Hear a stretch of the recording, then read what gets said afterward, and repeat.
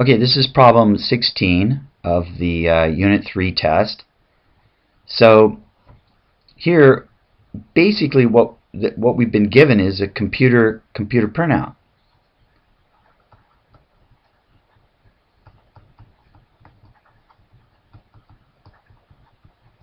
So to learn how to read the computer printout, you want to see page 188 in the textbook. So I mentioned this 3 times, I believe, 3 times in the class, and I sent an email reminding you to do it, and I believe there was at least one problem where we had to do this. So anyway, the first question is, what is the correlation? Okay, so here we have r squared is 60.9%. So r would be plus or minus, at this point we don't know, plus or minus the square root. So this is percent, so we have to turn it into a decimal number, so 609. Okay, and that comes out to be 0.78. Okay, so now we'll come back to deciding whether it's a negative or a positive. So let's move on to this next one. What's the model? Okay, so what we know about the model is that it's a linear equation, so it's a plus b x. So a and b are the coefficients.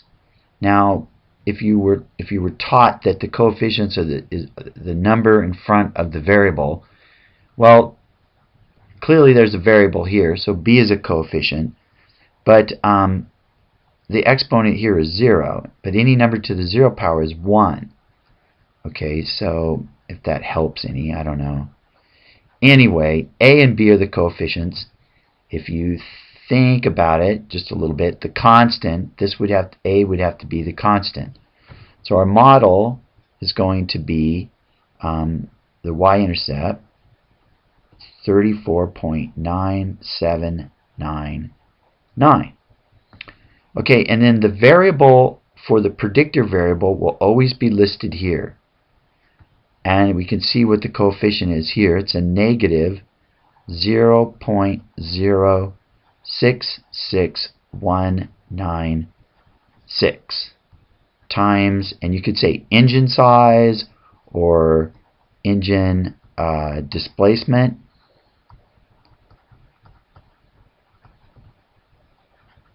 Something like that.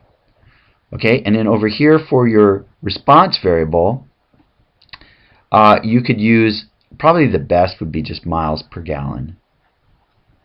But you could also say, if you wanted to say fuel economy, that would be fine. Somewhere you would have to say what units you are measuring. Okay, so here's the model, or the equation, the line of best fit. Now notice that the slope is is negative, so it's going down. So remember that the correlation tells us strength and direction. So we have to choose between positive or negative. So the correlation is going to take on the same direction as the slope. So this would be a negative 0.78. So you lost a point if you didn't put that negative sign there. Okay, so don't forget. Okay, so the last question. A car you're thinking of buying is available in 2 different engine sizes. So 190 and 240. How much difference might it make in your gas mileage? Okay, so you would use the model. That's all. So you would write miles per gallon, and let's say 190. Put a hat on it, and we got 34.9799 minus 0.66196 times 190. So if here's what I get. I get 2 22.44.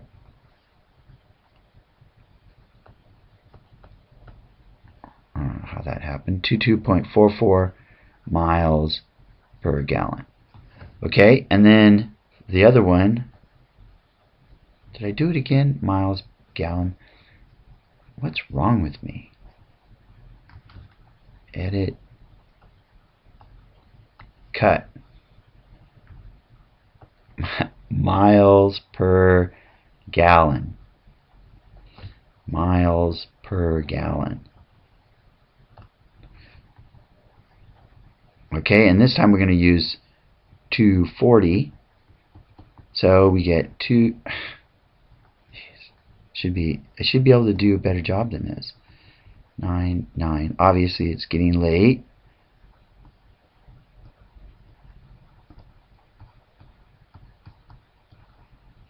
Okay, and on this one, I get less miles per gallon. So I'm not as efficient.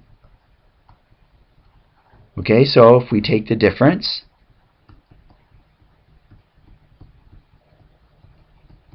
we got 2.44 minus 19.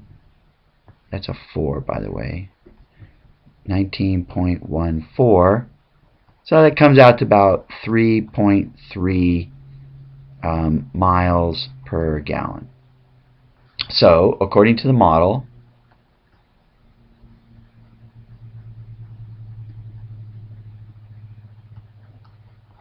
so answer the question, we expect a difference in, say, fuel economy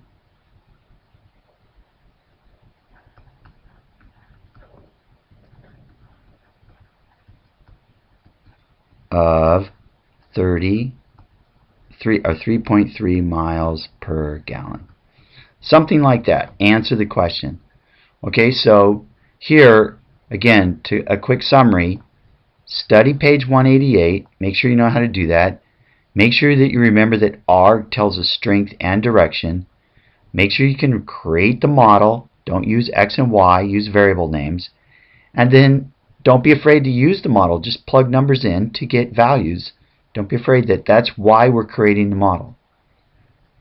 Okay, good luck.